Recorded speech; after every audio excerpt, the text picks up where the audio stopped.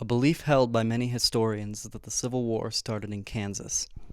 In the mid to late 1850s, when the Kansas-Nebraska Act was signed, opening up the borders of the new territory to people looking to swing the state to vote either for or against slavery, it brought in a wave of violence that was known as Bleeding Kansas.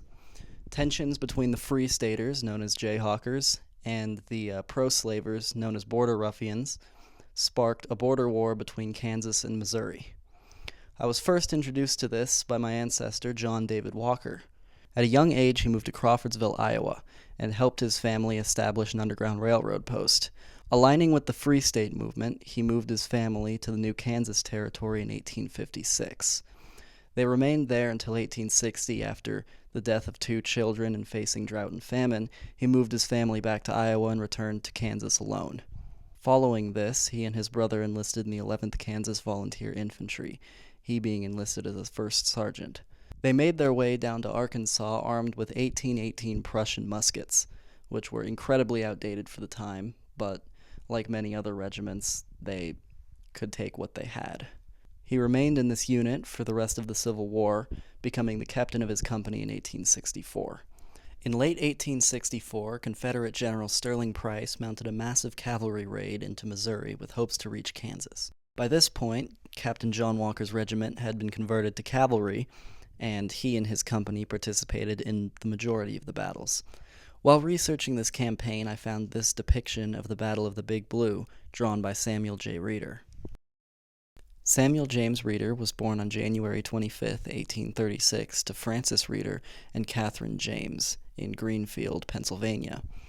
His mother died just months after he was born, and he was raised by his maternal grandparents, living with them in La Harpe, Illinois from 5 to 18. When he was 13, inspired by the diaries of Lewis and Clark, which a page of that will be on the screen now, he began keeping a diary of his own, drawing and painting wherever he could. A page of one of his diaries showing the houses that he and his family lived in Illinois is on the screen as well. In 1854, he and his family moved to Hillsgrove, Illinois. He obtained employment at a stone quarry where, by the time he was 19, he had saved up $164. He used this money to buy a plot of land in the now extinct town Indianola, Kansas, as well as 160 acres nearby. Later in life, he painted this image of him staking his claim at his land in Indianola. Though Indianola had a predominantly pro-slave population, Reeder aligned himself with the Free State movement, joining the Indianola Free State Guards. This image in one of his diaries shows him with the caption, "Kansas must and shall be free." He wrote in a romantic style about wanting to fight for a free Kansas. He was witness to the Battle of Indianola, of which no shots were fired, and participated in the Battle of Hickory Point, of which a painting of his is shown now. Upon the outbreak of the Civil War, and in September of 1863, Reeder was mustered into Company D of the 2nd Kansas Infantry, Kansas State Militia. As one would expect, he kept a good record of his services in his diary. I'll use his images to explain his service.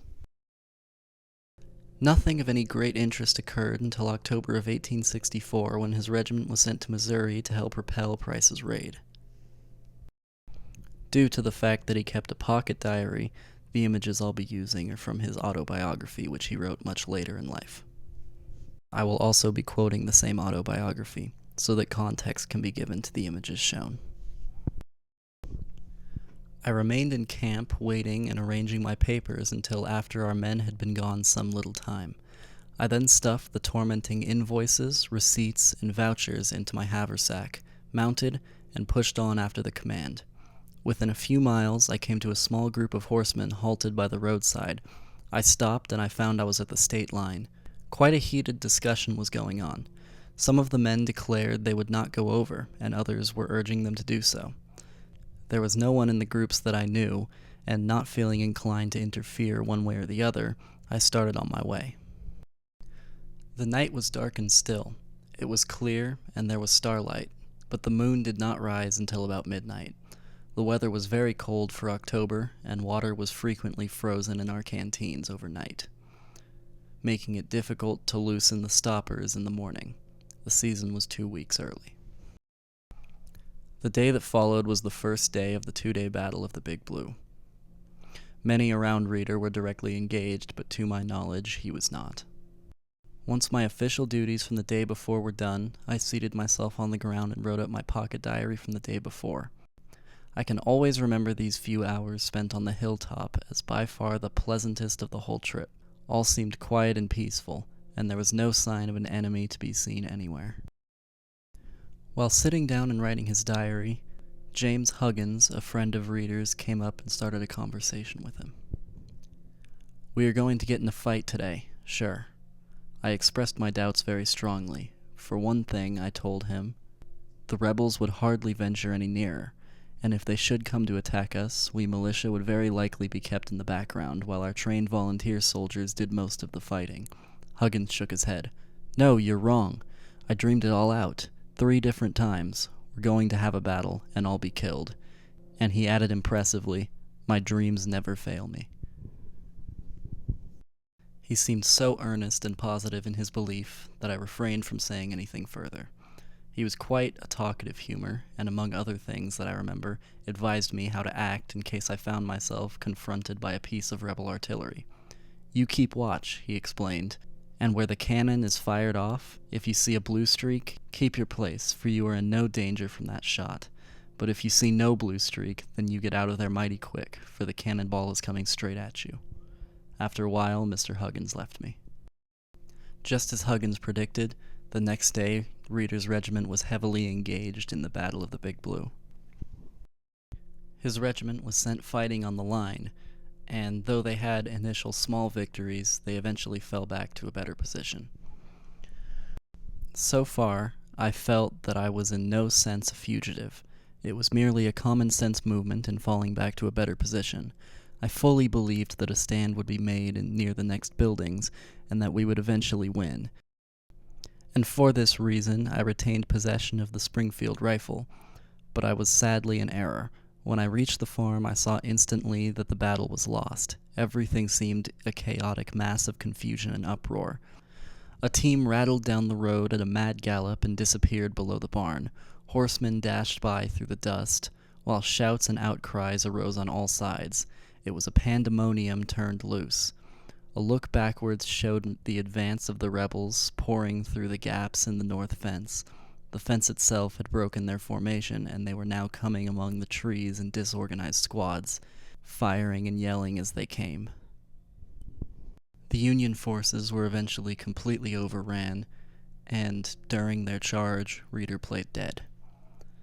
He remained in this fashion, calling himself in his autobiography a Yankee possum, until 2 soldiers came by and picked him up. He surrendered to them and was taken as a prisoner of war.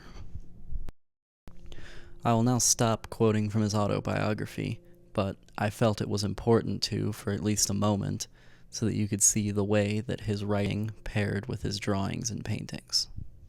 Reeder remained a prisoner of war until eventually, after the Battle of Mine Creek, he escaped dressed as a Confederate.